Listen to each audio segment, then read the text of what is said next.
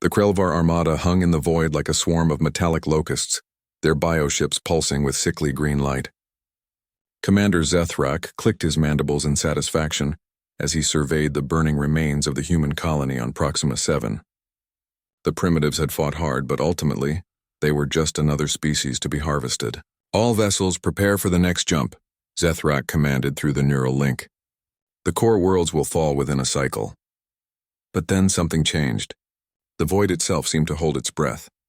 A single contact appeared on the long-range scanners, emerging from faster-than-light travel with a ripple of distorted space-time.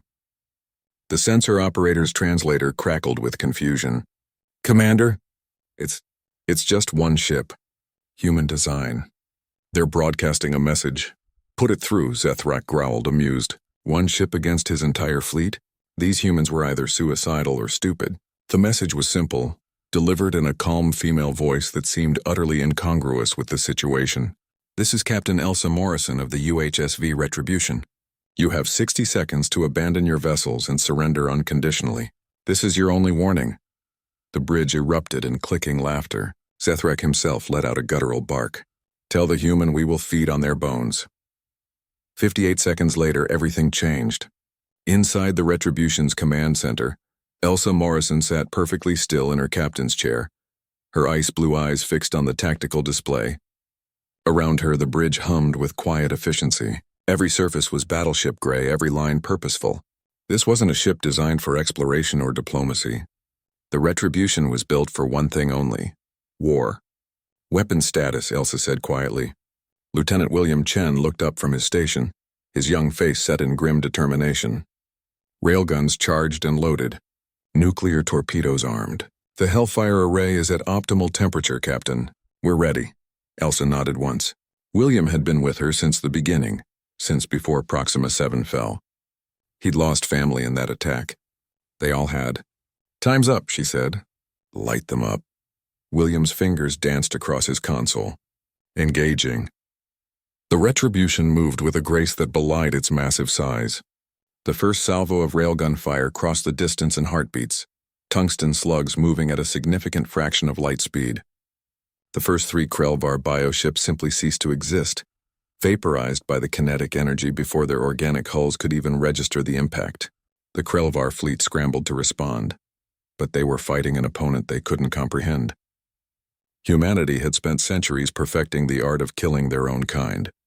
Bringing those skills to an interstellar stage was simply a matter of scale. "Nuclear torpedoes away," William reported, his voice steady despite the adrenaline surely coursing through his veins. "Time to impact, 20 seconds. The torpedoes streaked through space, their drives burning white-hot. The Krelvar attempted to intercept them with their plasma weapons, but human engineering had accounted for that. Each torpedo carried countermeasures, decoys, and enough shielding to survive the approach. 16 fusion warheads detonated simultaneously across the Krelvar formation. The void lit up with miniature suns, and when the light faded, a third of the enemy fleet was simply gone. Another third was crippled, their organic systems cooked by radiation. "Hellfire array, fire at will," Elsa commanded. This was humanity's answer to the void, a weapon so devastating that 3 major governments had tried to ban it before the Krelvar invasion. Hundreds of high-powered lasers, synchronized through quantum entanglement, all focusing on a single point. The temperature at the focal point exceeded that of a star's core. William designated targets with cold efficiency. The Hellfire array spoke and Krelvar ships died. Metal boiled. Organic tissue carbonized. Atmosphere vented into space and froze instantly into glittering clouds of ice crystals. On the Krelvar flagship, Zethrak watched his fleet die and finally understood the mistake his species had made. They had assumed humanity was weak because they were young, because they had only just reached the stars. But humanity had been forged in fire long before they left their homeworld. They had survived ice ages, plagues, world wars, and nuclear apocalypse. They had clawed their way to the stars not despite their violent nature, but because of it. "Retreat!" Zethrak screamed into the neural link. "All vessels jump immediately!" But the Retribution had anticipated this. William had already deployed the gravity mines, subtle distortions in space-time that made faster-than-light travel impossible within their radius. The Krelvar were trapped. "Target the flagship," Elsa said softly. There was no satisfaction in her voice, no joy. Only the cold certainty of someone doing a necessary job. The Retribution's main railgun fired a single shot. The slug was different from the others, designed not for kinetic kill but for something far more personal. It punched through the flagship's organic armor and detonated inside, releasing a payload of human-engineered nanomachines. Zethrak felt his body begin to break down at the cellular level. Around him, his crew screamed through the neural link as the nanomachines spread like wildfire.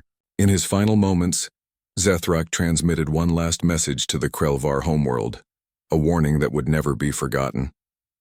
Do not engage the humans. They are not prey. They are predators. 6 hours later, the last Krelvar ship was nothing more than expanding debris. Elsa stood and walked to the viewport, looking out at the field of destruction. William joined her, his reflection ghostly in the reinforced glass. No survivors, he reported quietly. No trace of their presence in this system except the ashes. Elsa nodded. Send a message to command. Proxima 7 has been avenged. We're moving to the next coordinates. Captain, William hesitated. When do you think they'll understand to leave us alone? Elsa turned to face him, and for a moment, the hardness in her eyes softened. When they realize that humanity doesn't just fight to survive, William. We fight to win, and we never ever forget. The Retribution's engines flared to life, and the warship turned toward the stars. Behind it, only ashes remained, a warning written in fire and steel for any species foolish enough to threaten humanity again. In the cold mathematics of the galaxy, the Krelvar had made a fatal miscalculation. They had thought humans were just another species to be conquered. They learned too late that humanity was something far more dangerous, a species that had turned warfare into an art form long before they reached the void. And now the galaxy would learn to fear the sound of human warships emerging from faster-than-light travel. The age of humanity had begun, written not in peace and exploration, but in the ashes of those who had threatened Earth and her children.